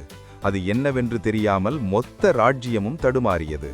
இந்த மர்ம முடிச்சை யார் அவிழ்ப்பார்? வேறு யார்? நம் மனம் கவர்ந்த தெனாலிராமன் தான். இக்கதையை கவனிக்க ஆரம்பிக்கும் முன் உங்களுக்கு இதில் வரும் கதைகளை நீங்கள் ரசிப்பீர்களெனில் நகைச்சுவை, ஞானம் மற்றும் புத்திசாலித்தனமான சிந்தனை கொண்ட கதைகள் எங்கள் பதிவு பொத்தானை அழுத்தவும், மணியை அழுத்தவும் மறந்துவிடாதீர்கள். அப்பொழுதுதான் நீங்கள் அதில் வரும் கதைகளை காணத் தவறவிடமாட்டீர்கள். இறுதி வரை அக்கதையை கவனியுங்கள், ஏனெனில் கதையின் திருப்புமுனை உங்கள் மனதை கிறங்கடித்துவிடும். இப்பொழுது விஜயநகரத்தின் பொற்கால ஆட்சி நடந்த காலத்திற்கு நாம் போகலாம். விஜயநகர அரசாட்சி அக்காலத்தில் மேன்மையின் உச்சியில் இருந்தது. அரசர் கிருஷ்ணதேவராயர் தன் படை வலிமையில் மட்டுமல்ல, கலை, இலக்கியம், அறிவு மற்றும் ஞானத்தில் பெயர் பெற்றவர். அவரின் இச்சிறப்பு எல்லா இடங்களிலும் பரவியிருந்தது. அவருடைய அரச சபையில் பண்டிதர்கள், கவிஞர்கள், கூர்மையான அறிவாளிகள் என்று நிரம்பியிருந்தனர். இவர்களுள் முதன்மையானவர் தெனாலிராமன். இம்முதன்மை அவர் கற்ற முறையான கல்வியால் அல்ல, பெற்ற பட்டன்களால் அல்ல. அவருடைய அறிவுத்திறனும் மற்றவர் காணாத புதுமை கோணத்தில் யோசிக்கும் திறமையே சாலச் சிறந்தவராக காட்டியது. கிருஷ்ணதேவராயரின் இந்த சபையின் பெருமை அண்டை ராஜ்யங்களிலும் பரவியிருந்தது. நிறைய அரசர்கள் தங்கள் தூதர்களிடம் அன்பளிப்புகளை, பாராட்டுகளையும் கொடுத்தனர். சிலர் நட்புறவான நாடுகளும் ஒரு சிலர் அந்த அரசரின் ஞானத்தை சோதிக்கவும் தூதர்களை அனுப்பினர். ஒரு நாட்காலியில் அந்த அரண்மனை அசாதாரணமான உற்சாகத்தின் சலசலப்பில் நிரம்பியிருந்தது. ஒரு தொலைதூர நாட்டின் தூதர் ஒருவர் அந்த அரண்மனையின் வாயிலில் முகப்பே வந்தார். அவர் மிகவும் உயர்ந்த ரக பட்டு அங்கியை அணிந்திருந்தார். இவருடன் ஒரு சிறிய பரிவாரம் ஒரு அலங்காரமான மரப்பேழையை சுமந்து வந்தது. காவலாளிகள் உடனே அவரை அரச சபைக்கு மிகுந்த மரியாதையோடு அழைத்துச் சென்றனர். அந்த தூதவன் இறங்கியவுடன் அரசர் கிருஷ்ணதேவராயரையும் பார்த்து தலை வணங்கி, அரசே என்று அழைத்தான். அவன் குரலில் மரியாதையும் போட்டியின் அறைகூவலும் கலந்திருந்தது. அரசர் தங்கள் சபையின் அறிவாற்றலை பற்றி பல கதைகளை கேட்டுள்ளார். அவர் உங்களுக்கு தாழ்வையான பரிசு என் கொடுத்துள்ளார். அதில் ஒரு சோதனையும் வைத்துள்ளார். சபையின் தங்களுக்குள் கிசுகிசித்துக் கொண்டனர். என்ன சோதனை அது? எப்படி ஒரு அந்நிய தூதர் தம் மன்னரிடம் அறைகூவல் விடுதல் என்பது? ஆனால் கிருஷ்ணதேவராயர் இதழ் ஓரத்தில் புன்முறுவலை காட்டி அமைதியாக இருந்தார். நாங்கள் உங்கள் அன்பளிப்பையும் அறைகூவல் இரண்டையும் ஏற்றுக்கொள்கிறோம். நீங்கள் என்ன கொண்டு வந்தீர்களோ அதை எங்களுக்கு சமர்ப்பிப்பாயாக. தூதர் தன் பணியாளர்களுக்கு கண்ணசைக்க அவர்கள் அலங்காரம் செய்யப்பட்ட பேழையை திறந்தனர். உள்ளே பட்டு துணியால் சுற்றப்பட்டு 3 பொம்மைகள் இருந்தன. அவை தங்கத்தினால் நேர்த்தியாக செய்யப்பட பொம்மைகள். கண்கள் இடத்தில் விலை உயர்ந்த கற்கள் பதிக்கப்பட்டிருந்தன. பல நுண்ணிய வேலைப்பாடுகள் கொண்ட அவர்கள் ஆடைகளில் இருந்தன. 1 அடி உயரம் அவை இருந்தன. ஆனால் 3 பொம்மைகளால் முற்றிலும் ஒரே மாதிரி இருந்தன. அதைக் கண்டு சபையினர் திடுக்கினார்கள். அவை ஒரே உயரம், எடை, வடிவம் மற்றும் ஒரே மூலப்பொருட்களால் செய்யப்பட்டவை. அவை அனைத்தும் ஒன்றாக வைத்தால் அதில் ஒரு வேறுபாடும் தெரியாது. தூதர பொம்மைகளை ஒன்றன் பின் ஒன்றாக ஒரு மிருதுவான மெத்தையில் அரசர் முன்வைத்தார். அரச பெருமானே, இந்த 3 பொம்மைகள் பார்க்க ஒரே மாதிரி இருக்கும். ஆனால் இவை 3ம் சமமானது அல்ல. ஒன்று விவேகத்தின் மேன்மையின் பிரதிநிதியாக இருக்கும். ஒன்று சாதாரணமான நிலையை குறிக்கும். மற்றொன்று மிகவும் தாழ்ந்த நிலையை காட்டும். என் அரசர் இம்3 பொம்மைகள் எதை இம்3 குணங்களில் ஒன்றை குறிக்கிறது என்பதை நீங்கள் கண்டுபிடிக்க வேண்டும். எந்த பொம்மை எது என்பதை உடைக்காமலும் சேதப்படுத்தாமல் கண்டுபிடியுங்கள் என்று கூறினார். சபை மௌனமாக இருந்தது. யாருக்கும் ஒரே மாதிரி இருக்கும் பொம்மைகளில் வேறுபாட்டை யாரால் கூற முடியும்? அரசர் தம் தலைமை அமைச்சரை பார்த்து, நீங்கள் என்ன நினைக்கிறீர்கள் என்று கேட்டார். அமைச்சர் முன்னே வந்து அப்பொம்மைகளை உன்னிப்பாக ஆய்வு செய்தார். அவர் ஒவ்வொன்றையும் தனியாக எடுத்து வெளிச்சத்தில் பார்த்தார். கைகளை வைத்து அவைகளின் எடையை அளந்தார். பூத கண்ணாடி வைத்து நுணுக்கமாக ஆராய்ந்தார். அவர் பல நிமிடங்களுக்கு பிறகு தலையை குலுக்கி, எல்லாம் எல்லா விதங்களிலும் மாதிரியாக உள்ளன என்று கூறினார். அடுத்து வந்தவர் அரசாங்க பொற்கொல்லன். அவன் அந்த கற்களையும் தங்கத்தையும் சோதித்தான். அதன் வேலைப்பாடுகளை ஆராய்ந்தான். பண்டிதர்கள் பொம்மைகளில் உள்ள கலையில் வேறுபாடு உள்ளதா என்று பார்த்தனர். ஒருவர் பின் ஒருவர் சென்று அத்தனை அறிவார்ந்த அவர்கள் முயற்சியில் தோற்றுப்போனார்கள். சிலர் அதன் எடையை பார்க்க கூறினர். சிலர் கண்ணாடியில் காட்டி அதன் பிம்பங்களில் வேறுபாடு உள்ளதா என்று பார்க்கச் சொன்னார். அதன் மேல் ஒரு அடி அடித்து ஒலியில் ஏதாவது உள்ளதா என்று பார்த்தனர். நிழல்களின் நீளத்தை அளந்து பார்த்தனர். எந்த வேறுபாடும் கண்டறிய முடியவில்லை. நேரங்கள் கடந்தன. தூதவர் ஏளனம் கலந்த புன்னகையோடு அமைதியாக அமர்ந்திருந்தார். இந்த அறைகூவல் ஒரு சங்கடப் பொருளாக மாட்சிமை பொருந்திய விஜயநகர சபைக்கு அமைந்தது. சபையினர் பதற்றமடைந்தனர். சிலர் சினம் கொண்டனர். ஒரு தீர்வற்ற புதிருக்கு எப்படி பதிலை காண முடியும்? இந்த தூதவர் நம்மை அறிவிலி என்று நினைக்கின்றார். அந்த சபையின் பின்புறத்திலிருந்து ஒரு குரல் கேட்டது. அரச பெருமானே, நான் இதற்கு முயற்சி செய்யலாமா? அவர்தான் தெனாலிராமன். அனைவரின் விழிகளும் அவர் பக்கம் திரும்பின. சபையில் சிலர் கண்களை உருட்டினார். கிருஷ்ணதேவராயருக்கு இந்த விகடகவி திறமை பற்றி நன்கு தெரியும். தீர்க்க முடியாத பல சிக்கலான பிரச்சனைகளை கூட அவர் தீர்த்து வைத்துள்ளார். முன்னே வா தெனாலி என்றார். தெனாலிராமன் அப்பொம்மைகள் இருக்கும் இடத்திற்கு சென்றார். மற்றவரைப் போல ஆயுதங்களோ கருவிகளோ இல்லாமல் தன் கன்னத்தின் மேல் கையை வைத்து அப்பொம்மைகளை கூர்ந்து பார்த்தார். இப்பொழுது தூதர் ஆர்வத்தோடு சற்றே முன்னால் வந்தார். இறுதியில் ஒருவர் பொம்மைகளின் உருவத்தை மட்டும் பார்ப்பவன் அப்போது இருக்கின்றான். ராமன், தூதவனே, இந்த பொம்மைகளை நான் சற்று கையாளலாமா என்று கேட்டார். நிச்சயமாக, ஆனால் அவைகளை உடைக்கவோ சேதப்படுத்தவோ கூடாது என்று தூதவர் கூறினார். புரிகிறது, தெனாலி புன்முறுவலுடன் பதிலளித்தார்.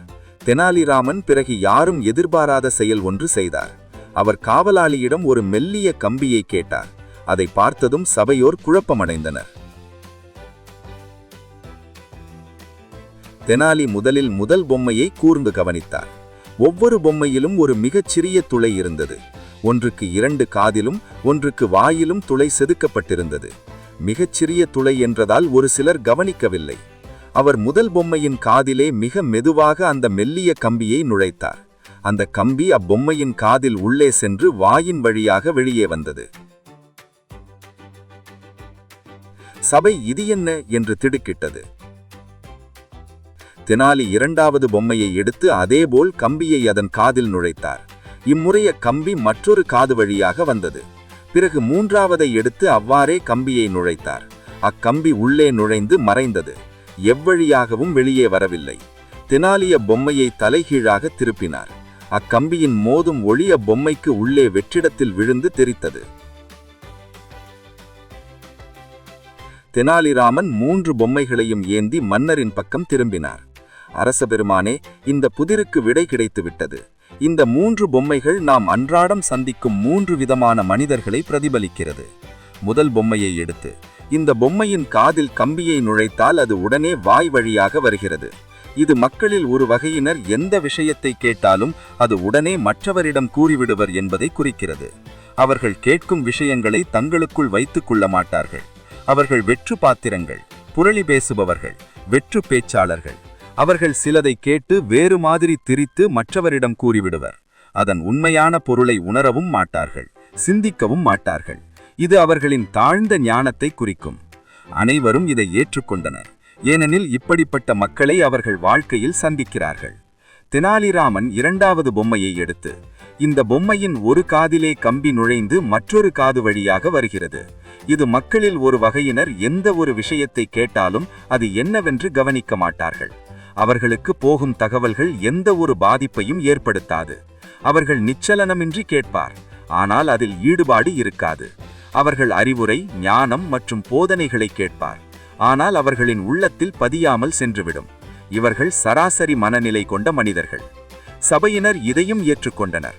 இதுவும் நடைமுறையில் கண்டதுதான்.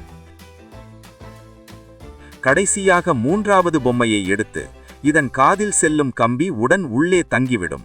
இது மக்களில் ஒரு வகையினர் கேட்கும் எல்லா விஷயங்களையும் உன்னிப்பாக கவனித்து அதன் உள்ளே உள்ள உண்மையான கருத்தை உணர்ந்து அதை பற்றி சிந்தித்து தங்களுக்குள்ளே வைத்துக் கொள்வர். அவர்கள் புரளி பேச மாட்டார்கள். எந்த ஒரு முக்கிய தகவலையும் கவனமின்றி நழுவ விடாமல் பார்த்துக் கொள்வர். அவர்கள் சிந்தனையாளர்கள், இரகசியத்தை காப்பவர்கள். அவர்களுக்கு எந்த இடத்தில் பேச வேண்டும், எங்கு அமைதியாக இருக்க வேண்டும் என்பது நன்றாக தெரியும். இவர்கள் உயர்ந்த ஞானம் கொண்ட வகையினர். அரங்கம் சபையினர் கைத்தட்டலால் அதிர்ந்தது. இது அதி புத்திசாலித்தனமானது. மிக சுலபமான தீர்வுதான், ஆனால் அதில் ஆழமான பொருள் உள்ளது. தூதர் உயர்ந்து மிக பணிவோடு தெனாலிராமரை பார்த்து வணங்கி, ஐயா, உங்கள் புத்தி கூர்மை இந்த பெரிய மன்றத்தின் புகழுக்கு நற்சான்றாக விளங்குகிறது. மூன்றாவது பொம்மை என்பதுதான் உரிய விடையாக. கிருஷ்ணதேவராயரின் சபை உண்மையில் கூர்மையான திறன் கொண்டுள்ளது என்பதை மன நிறைவோடு ஏற்றுக்கொள்வர். கிருஷ்ணதேவராயர் பெருமையில் மிளிர்ந்தார். தெனாலி மீண்டும் ஒரு முறை, உண்மையான ஞானம் உபயோகிக்கும் கருவிகளில் அல்ல, நீளமான சோதனைகளில் அல்ல, ஆழமான உட்கருத்தே என்பதை உணர்த்திவிட்டாய். அந்த தூதருக்கு ராஜமரியாதையோடு பிரிவு உபசாரம் செய்யப்பட்டது. தெனாலிராமனின் இந்த புத்தி கூர்மையான தீர்வு நாடு முழுவதும் பரவியது. சரி நண்பர்களே, இக்கதையிலிருந்து வெளியே வருவதற்கு முன்பே இக்கதை என்ன உண்மையாக போதிக்கிறது என்பதை சற்றே சிந்தித்து பாருங்கள். அன்றாட வாழ்க்கையில் நாம் எந்த பொம்மை நிலையில் இருக்கிறோம்? முதல் பொம்மை போல எப்பொழுதும் வீண் பேச்சு பேசிக்கொண்டு, பேசும் விஷயங்கள் பேசுவதற்கு உரியதா என்று சிந்திக்காமல் பேசும் விஷயங்கள் உண்மையானதா, அப்படி கூறினாலும் அதன் பின்விளைவுகள் என்ன என்பதை உணராமல் சமூக ஊடகங்களில் பகிரும் குணம் கொண்டவர்களா? அல்லது இரண்டாம் பொம்மை போல உடலால் இருந்து உள்ளத்தால் இல்லாதவரா? என்றும் நினைவில் கொள்ள வேண்டிய விஷயம் என்னவெனில், எல்லோரும் மற்றவர் கேட்க வேண்டும் என்று கூச்சலிட்டு பேசுவார்கள். கேட்பதின் உண்மையான பொருளை கண்டறிபவர் உயர்ந்த திறம் கொண்டவர். இரகசியங்கள் எல்லாம் காக்கப்படுபவை, பகிரப்படுபவை அல்ல. நம்பிக்கை வைப்பது என்பது அரிதானதாகவும் உயர்ந்ததாகவும் மாறிவிட்டது. பலவிதமான தகவல்கள் மற்றும் செய்திகள் உள்ள இவ்வுலகத்தில் உணரவும் அதன் உட்கருத்தை தெரிந்து கொள்ளவும் சிந்தித்து உரையாடுவதும் தங்களை என்றும் நிமிர்ந்து நிற்க வைக்கும் விஷயங்களாகும்.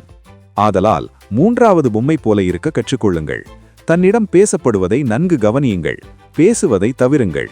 உங்களிடம் பகிர்ந்ததை பாதுகாத்து வையுங்கள். நன்கு சிந்தித்து பின் பேசுங்கள். பிறகு பாருங்கள், உங்கள் உறவும் மதிப்பும் நன்றாக ஆழமாக இருக்கும். இது உங்களுக்கு புதிய அணுகுமுறையை கற்பித்தது எனில் விருப்பம் மற்றும் பகிர்தல் பொத்தானை அழுத்தவும். உங்கள் கருத்துக்களை பதிவிடுங்கள். இதை போன்று நிறைய அற்புதமான தெனாலிராமன் கதைகள் உள்ளன. அது உங்களை சிரிக்கவும், சிந்திக்கவும், வாழ்க்கையை வேறு கோணத்தில் உணர்த்தவும் உதவும் கதைகளாகும். நண்பர்களே, நன்கு நினைவில் கொள்ளுங்கள், ஞானம் எல்லாவற்றையும் தெரிந்து கொள்வது மட்டுமல்ல, தெரிந்ததின் உண்மையை புரிந்து கொள்வதாகும். அடுத்த முறை வரும் வரை கவனித்து கேளுங்கள், கற்றுக்கொண்டே இருங்கள், முன்னேறி செல்லுங்கள். நன்றி. தெனாலிராமனும் அரேபிய குதிரைகளும். ஒரு சக்தி வாய்ந்த மன்னர் முற்றிலும் அறியாத ஒரு மனிதனுக்கு 5000 தங்க நாணயங்களை அளித்தால் என்ன நடக்கும்? இந்த முட்டாள்தனமான தவறை கண்டுபிடித்தால் அவருடைய புத்திசாலி ஆலோசகர் என்ன செய்வார்? அந்த ராஜ்யத்தின் பெரிய முட்டாள்கள் பட்டியலில் அந்த ராஜாவின் பெயரை எழுதுகிறார். அடுத்து என்ன நடக்கும் என்பதை கேட்க காத்திருங்கள். என்னுடனே இருங்கள் நண்பர்களே.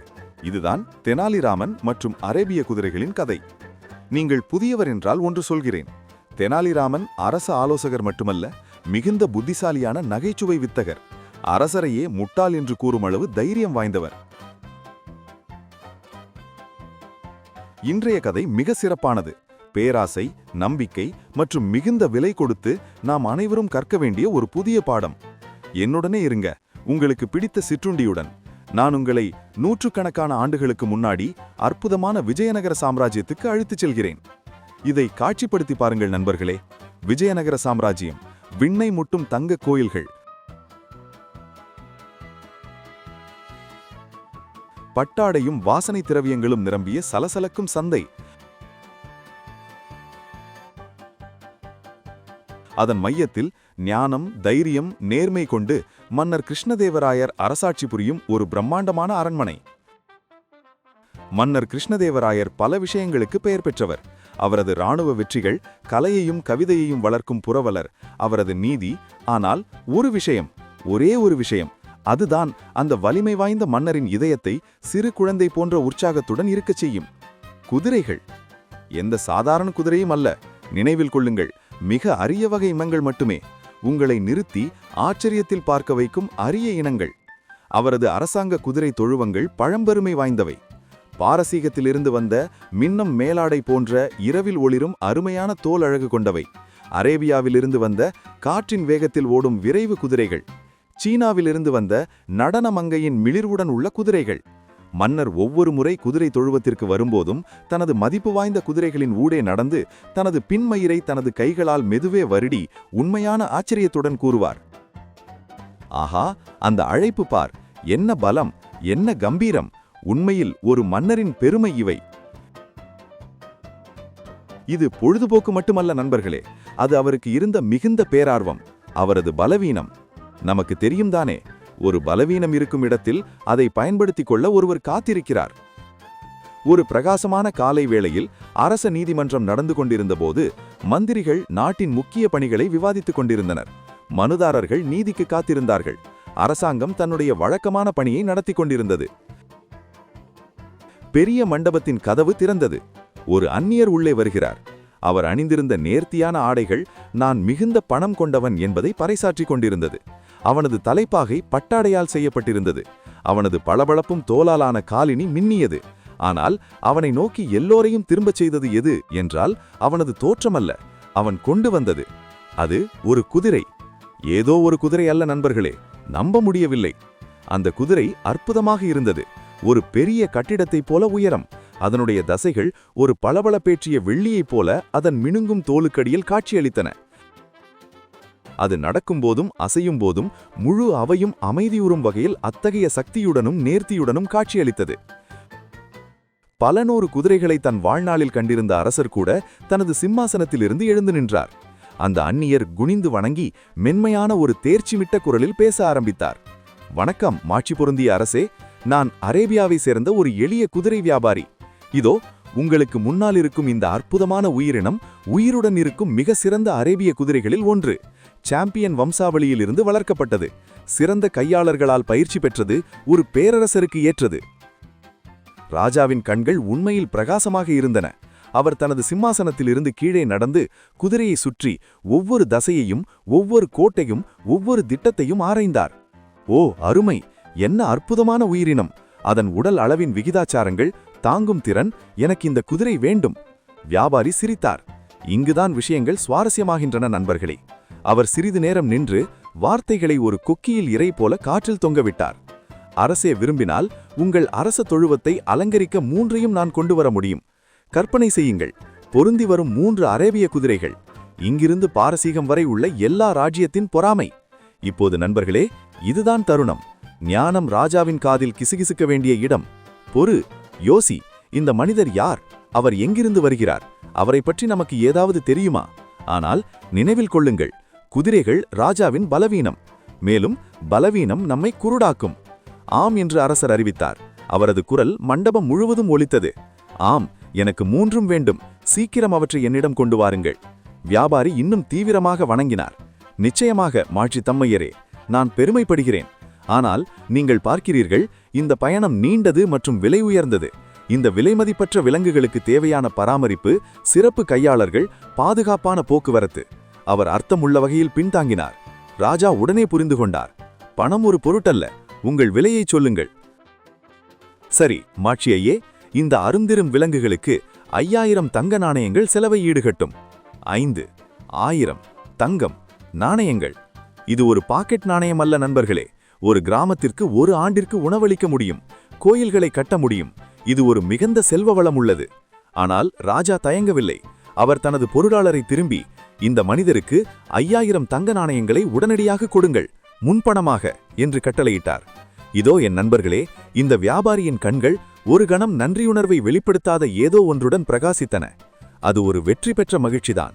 அவர் தங்கப்பைகளை ஏற்றுக்கொண்டு ஆழ்ந்து வணங்கி முழு மனதுடன் கூறினார், மாட்சி பொருந்தியவர் மிகுந்த தாராள மனப்பான்மை உடையவர். எனது சேகரிப்பிலிருந்து சிறந்த 2ஐ நானே தேர்ந்தெடுத்து கொண்டு வருவேன். 2 நாட்களில் நான் திரும்பி வருவேன். என்னிடம் உங்களுக்கு வாக்கிருக்கிறது. சீக்கிரம் திரும்பி வாருங்கள் என் நண்பா. என்று அரசர் மகிழ்ச்சியுடன் கூறினார். என் அரச தொழுவங்கள் எனது புதிய பொக்கிஷங்களுக்காக காத்திருக்கின்றன. கடைசியாக ஒருமுறை குனிந்து அரண்மனையை வெளியேறினார். அப்படியே அவன் போய்விட்டான், 5000 தங்க நாணயங்களுடன். 2 நாட்கள் கடந்தன. மன்னர் ஆர்வமாக காத்திருந்தார். குதிரை தொழுவத்தில் வரப்போகிற அரிய குதிரைகளுக்காக அழகான இடங்களை தயார்படுத்துவதற்காக அடிக்கடி தொழுவம் வந்து கொண்டிருந்தார். காவலாளிகளிடம் வியாபாரி வந்தாரா என்று கேட்டுக்கொண்டிருந்தார். இன்னும் இல்லை அரசே. வருகாலத்தில் நாளை. 4 நாட்கள் கடந்தன. இன்னும் எந்த செய்தியும் இல்லை அரசே. சரி, நீண்ட பயணங்களில் தாமதங்கள் ஏற்படலாம். கடலில் புயல்கள் இருக்கலாமே. 1 வாரம் கடந்தது. அரசரே, எந்த தகவலும் இல்லை. அவர் வருவார், அவர் வாக்குறுதி அளித்தார். ஆனால் நண்பர்களே, உங்களுக்கும் எனக்கும் உண்மை தெரியும் இல்லவா? அந்த வியாபாரி திரும்பி வரவே இல்லை. 2 வாரங்கள், 3 வாரங்கள், 1 மாதம். ராஜாவின் உற்சாகம் மெதுவாக சந்தேகமாக மாறியது. பின்னர் ஏமாற்றம், பின்னர் கடைசியாக ஒரு கனமான சங்கடமான விரக்தி. அவர் ஏமாற்றப்பட்டார். 5000 தங்க நாணயங்கள், பள்ளிகளை கட்ட, ஏழைகளுக்கு உணவளிக்க, இராணுவத்தை வலுப்படுத்தக்கூடிய பணம் இல்லாமல் போயின, புகை போல மறைந்தன. அதிலும் பிரச்சனை என்னவென்றால், ராஜாவால் அதை வெளிப்படையாக ஒப்புக்கொள்ளவே முடியவில்லை. ஏனென்றால் ஒரு சக்தி வாய்ந்த ஆளுநர் தனது நீதிமன்றத்தில் எப்படி சொல்கிறார், ஒரு அந்நியர் குதிரையை நான் விரும்பினதால் என் கனசெல்வத்தை இழந்தேன் என்று. அதனால் அவர் அமைதியாக இருந்தார், மனதினுள்ளே மருகிக் கொண்டிருந்தார். ஏமாற்றப்பட்டதால் தன்னைத்தானே நொந்து கொண்டார். அவர் வெளியே கூறவில்லை என்றாலும் ஒருவர் அவரை கவனித்தார். கதிரவன் வானத்தின் நிறத்தை இளஞ்சிவப்பும் பொன் நிறத்தாலும் வண்ணமிட்டது. ஒரு இரவு வேளையில் மன்னர் கிருஷ்ணதேவராயர் தனது கலங்கிய மனம் தெளிவடைய அரண்மனை தோட்டத்தில் நடந்து கொண்டிருந்தார். மாமரக்கிளையில் மெதுவாக அசைந்து கொண்டிருந்தன. மயில்கள் அகவியான. எங்கேயோ ஒரு நீரூற்று அமைதியாக நுரைத்து கொண்டிருந்தது. அங்கே மிகப்பெரிய மாமரத்தின் அடியில் தெனாலிராமன் அமர்ந்திருந்தார். குனிந்து ஒரு நீண்ட சுருளாக காகிதத்தில் மயிலிறகை கொண்டு இருந்தியமாக எழுதி கொண்டிருந்தார். அரசர் அவரை அமைதியாக நெருங்கி, தெனாலி, இவ்வளவு தீவிரமாக என்ன எழுதி கொண்டிருக்கிறாய் என்று கேட்டார். அதிர்ந்து நோக்கிய தெனாலி, பெருந்தகையே, ஒரு சிறிய பட்டியல் தயார் செய்து கொண்டிருக்கிறேன் என்கிறார். பட்டியலா? எதை பற்றி? தெனாலி அசௌகரியமாக, நான் சொல்ல விரும்பவில்லை பெருந்தகையே என்கிறார். இந்த பதில் மன்னரை மேலும் ஆர்வம் கொள்ளச் செய்தது. தெனாலிராமன் நகைச்சுவை, புத்திசாலி மற்றும் விதூஷகம் என பல குணங்களை கொண்டவரானாலும் ரகசியம் அவருக்கு தெரியாதது. என்ன தெனாலி, அரசரிடம் கூட மறைக்கக்கூடிய ரகசியம் என்ன? சரி மன்னரே, பெருந்தகையே, சொல்கிறேன். ஆனால் அதை கேட்டு கோபம் கொள்ளாதீர்கள். பின்னர் மெதுவாக அந்த பட்டியலை மன்னருடன் நீட்டுகிறார். அதை பிரித்து படித்த மன்னர் மேலே உள்ள தலைப்பை படிக்கிறார். பின்னர் அவரது முகம் ஆர்வத்திலிருந்து குழப்பத்திற்கு, பின்னர் சாகத்திற்கு செல்கிறது. என்ன, விஜயநகரத்தின் பெரிய முட்டாள்கள் பட்டியலா? மேலும் படிக்க ஆரம்பிக்கிறார். ஒவ்வொரு வார்த்தையையும் படிக்க படிக்க அவரது குரல் உயர ஆரம்பித்தது. அதுவும் என் பேர் முதலிலா? நண்பர்களே, இதை கற்பனை செய்து பாருங்கள். நீங்கள்தான் அரசர், ஒரு பெரிய சாம்ராஜ்யத்தை அரசாட்சி புரியும் தலைவர், இராணுவங்களை கட்டளையிடும் தலைவர், உங்கள் மக்களால் மிகவும் நேசிக்கப்படுபவர். உங்களை உங்களுடைய சொந்த ஆலோசகர் மற்றும் மிகுந்த நம்பிக்கையுடன் நண்பர் இப்போதுதான் உங்களை இந்த சாம்ராஜ்யத்திலேயே மிகவும் முட்டாள் என்று கேட்கிறார். எழுத்தால், மைகொண்டு எழுதி, நிரந்தரமாக. தெனாலிராமன், உனது அறிவை முற்றிலும் இழந்துவிட்டாயா? என்ன தைரியம் இருந்தால் உனது மன்னரையே முட்டாள் என்று அழைப்பது? இது பெரிய துரோகம். இது மெல்ல இடைநிறுத்தி, தெனாலி, பெருந்தகையே, நீங்கள் என்னை நிலவரைக்குள் அடைப்பதற்கு முன் என்னை சிறிது விளக்க அனுமதிக்க முடியுமா? மன்னர் மிக கடினமாக சுவாசித்தார். அவர் முகம் சிவந்தது. ஆனால் மெதுவாக தலையசைத்து கூறுகிறார், பேசலாம், ஆனால் அது நன்மையாக இருந்தால் நன்றாக இருக்கும். தெனாலி தனது வேட்டியை தட்டி எழுந்து நின்று அமைதியாக கூறுகிறார், பெருந்தகையே, அந்த அழகான அரேபிய குதிரையுடன் வந்த வியாபாரியை நினைவிருக்கா? மன்னரின் கோபம் தணிந்து, ஆம் என்கிறார். அவரை முழுவதும் நம்பினீர்களில்லவா? முற்றிலும் அறியாத ஒரு அந்நியர், யார் மூலமும் வந்தவரில்லை, புகழ் கொண்டவரில்லை, பின்னணி சாதிக்கவில்லை, ஒன்றுமில்லை. அவரை பார்த்தால் நேர்மையானவராக இருந்தார். மேலும் அவரிடம் 5000 தங்க நாணயங்களை கொடுத்தீர்கள். 5000 தங்க நாணயங்கள். நிறுத்தி நிதானமாக கூறுகிறார், பெருந்தகையே, ஒரு அந்நியருக்கு 1000 குடும்பங்களின் பசி தீர்க்கக்கூடிய தொகையை அளித்தீர்கள். அவர் ஒரு அழகான குதிரையை காண்பித்து மேலும் 2 கொடுப்பதாக கூறினவுடன், இப்போது கூறுங்கள் பெருந்தகையே, தயவு செய்து நேர்மையாக கூறுங்கள். அது புத்திசாலித்தனமானது தானா? ஒரு புத்திசாலி ஆட்சியாளரின் முடிவா, அல்லது அது உண்மையாகவே சிறிதாவது முட்டாள்தனமானதா? மன்னரின் தோள்கள் கீழ் இறங்கின. அவரது முகத்தில் இருந்த கோபம் வழிந்து வேறொரு உணர்வு வந்தது. உண்மையை உணர்தல், சங்கடம், பிறகு கடைசியாக ஒத்துக்கொள்ளுதல். ஆம், நீ அப்படி கூறும்போது முட்டாள்தனம் போலத்தான் தெரிகிறது. தெனாலியை நேர்கொண்டு அவரது கண்ணை பார்த்து பேசுகிறார்.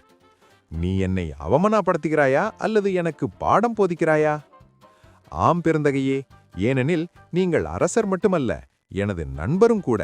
நண்பர்கள் தனது சகா நண்பரை முட்டாளாக இருக்க விடமாட்டார். மன்னர் மெதுவாக சிரித்து, சரி தெனாலி, நான் முட்டாளாக நடந்து கொண்டதை ஒத்துக்கக் கொள்கிறேன்.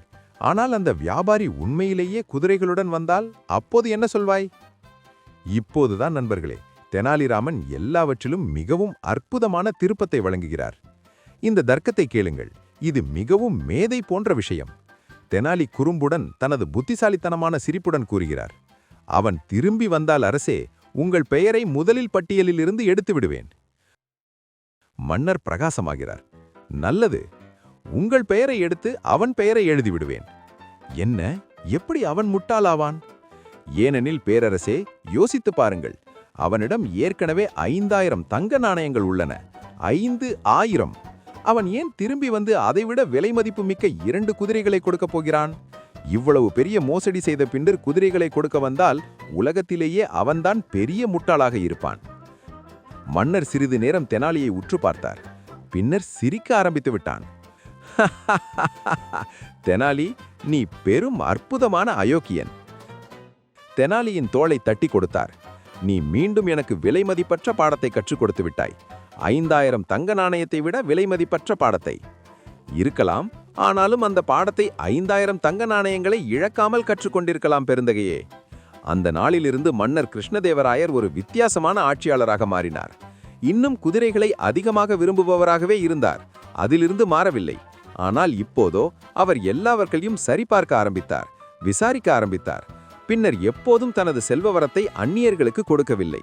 பின்னர் எப்போதும் ஒரு புதிய வியாபாரி நம்ப முடியாத உறுதிகளுடன் வந்தாலும் தெனாலியை நோக்கி கேட்பார், நான் திரும்ப அந்த பட்டியலில் முதலில் வருவதை நினைத்து கவலைப்பட வேண்டுமா? தெனாலி கூறுவார், என்னை மீண்டும் எழுத செய்தால் மட்டுமே பெருந்தகையே. அந்த பட்டியல், அது ஒரு மரபாகவே ஆகிவிட்டது. சில நேரங்கள் அமைச்சர்கள் யாராவது முட்டாள்தனமான யோசனைகள் சொல்லும்போது மற்ற ஆலோசகர்கள் சொல்லுவார், கவனமாக இரு, அல்லது தெனாலி உன்னை அந்த பட்டியலில் சேர்த்து விடுவார். அது ஒரு நினைவூட்டலாக மாறியது. ஒரு வேடிக்கையான பணிவான நினைவூட்டல். ஞானம் என்பது ஒருபோதும் தவறு செய்யாமல் இருப்பது பற்றியதல்ல, அது அவர்களிடமிருந்து கற்றுக்கொள்வது பற்றியது.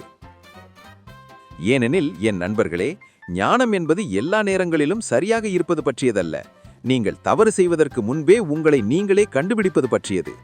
அன்பான நண்பர்களே, தெனாலிராமன் மற்றும் அரேபிய குதிரைகளின் கதை நம்பிக்கை, முட்டாள்தனம் மற்றும் ராஜாக்களை அவர்களிடமிருந்து காப்பாற்றும் புத்திசாலித்தனத்தின் ஒரு கதை. இந்த கதை உங்களுக்கு பிடித்திருந்தால் எனக்கு ஒரு உதவி செய்யுங்கள். அந்த லைக் பட்டனை அழுத்துங்கள். வழிமுறையை கொஞ்சம் அன்பாக காட்டுங்கள். இதை கேட்க வேண்டிய ஒருவருடன் இதை பகிர்ந்து கொள்ளுங்கள். ஒருவேளை தவறான நபரை நம்பப் போகிற ஒருவருடன். நகைச்சுவையில் மூடப்பட்டுள்ள ஞானத்தை நீங்கள் விரும்பினால் சப்ஸ்கிரைப் செய்யுங்கள். ஏனெனில் தெனாலிராமன் நமக்கு கற்பிக்க இன்னும் பல பாடங்களை கொண்டிருக்கிறார். கீழே கருத்து தெரிவியுங்கள். மன்னர் கிருஷ்ணதேவராயர் போல நீங்கள் எப்போதாவது ஏமாற்றப்பட்டீர்களா? கவலைப்பட வேண்டாம், நாம் அனைவரும் அவ்விடத்தில் இருந்திருக்கிறோம். உங்கள் கதையை பகிர்ந்து கொள்ளுங்கள். ஒன்றாக கற்றுக்கொள்வோம். அடுத்த முறை வரை அன்பான நண்பர்களே, புத்திசாலியாக இருங்கள், சந்தேகத்துடன் இருங்கள். நீங்கள் என்ன செய்தாலும் தெனாலியின் பட்டியலிலிருந்து விலகி இருங்கள். இது உங்கள் கதை சொல்லி உங்களிடம் இருந்து விடை பெறுகிறேன். அடுத்த கதையில் சந்திப்போம்.